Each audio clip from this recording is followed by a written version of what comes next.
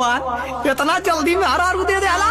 सही कहत रहा टिल्टुआ कि शहर में लड़किन का भंडार है। अरे कमीने, तुझे शर्म नहीं आती क्या? चल हट जल्दी।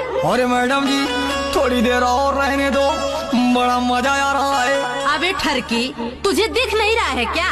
अरे मैडम जी, दिखा था, सब दिखा था। क्या दिख रहा है? जवन देखे आल रानी है उस सब दिखा था। दुहाई भगवान, पाँव रखते देखी देखा वो हो गया। घरे तक होके लड्डू चढ़ाई। स्टूपिड बुड्ढे, ये क्या फालतू की बकवास किए जा रहा है? बस 1 मिनट मैडम।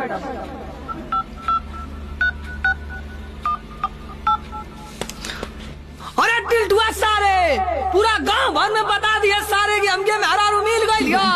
अरे बुड्ढे, कौन है तू और कहाँ से आया है? मैं फिरंगी हूँ, मैं आजमगढ़ उत्तर प्रदेश से आया हूँ। तू यहाँ क्या करने आया है? मैं यहाँ शादी करने आया हूँ।